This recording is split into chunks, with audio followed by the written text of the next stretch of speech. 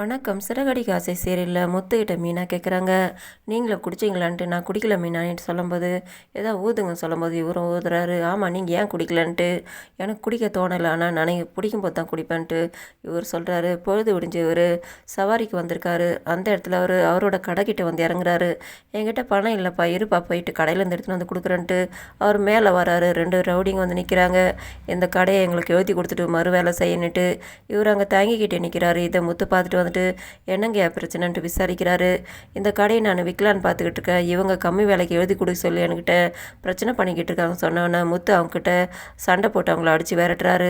அதுக்கப்புறம் இருப்பா வாப்பா உள்ளானிட்டு அவர் கூட்டிகிட்டு வந்துட்டு சொல்கிறாரு, இந்த கடையை நான் சேலுக்கு வச்சுருக்கேன், விற்றுலான்ட்டு. என்னோடய பையன் வெளிநாட்டில் இருக்கான், என்னால் இதை பார்த்துக்க முடியல, அவங்கள வர சொல்கிறாங்க.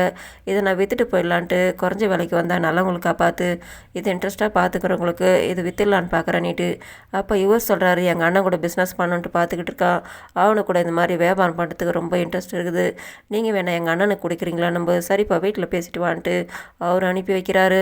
மனோஜ் ரவியும் தலைவலிக்குதுன்ட்டு வந்து நிற்கிறாங்க. என்னடா 2 பேருக்கு ஒரே நேரத்தில் தலைவலிக்குன்னு கேட்கும்போது நேரத்தில் முத்து வந்து நிற்கிறாரு. இவங்க 2 பேர் ராத்திரிப்பான்ட்டு ஆரம்பிக்கிறாரு அவர். இவங்களாம் தடுத்துடுறாங்க.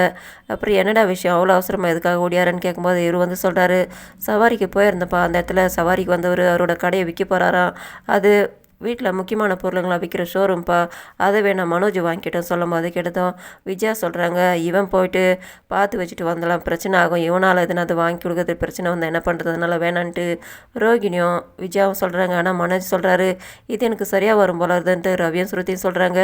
ஷோரூம்னாக்கா அண்ணன் இதை வச்சானாக்கா நல்லாயிருக்கும், அவன் ஒரே இடத்துல உட்காந்து பிஸ்னஸ் பண்ணால் இது சரியாக இருக்குன்ட்டு அவன் ஆசைப்பட்ட மாதிரி இதை வச்சா நான் பெரிய ஆள் ஆகிட்டு வந்துடுவான், அதனால் போய் பார்க்கலாமேன்ட்டு எல்லாருமே ஒத்துக்கிறாங்க. அரை மனசோட விஜயாவும் கிளம்பி வராங்க.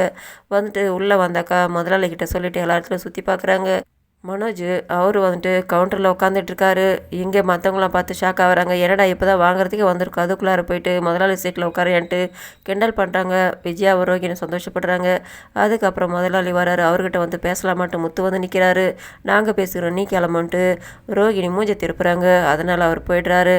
ப்ரோமோவில் முத்துக்கிட்ட எதுக்காக அவங்க அம்மா எப்போ பாரு கரிச்சு கூட்டிக்கிட்டே இருக்காங்க, நானும் வந்தலேருந்து பார்த்துக்கிட்டு இருக்கேன், கொஞ்சம் கூட மனசு மாறா மாதிரி அந்த அளவுக்கு கோபமாக இருக்கிறதுக்கு என்ன காரணன்ட்டு மீனா முத்துக்கிட்ட கேட்குறாங்க. இதோட முடியுது. நன்றி, வணக்கம்.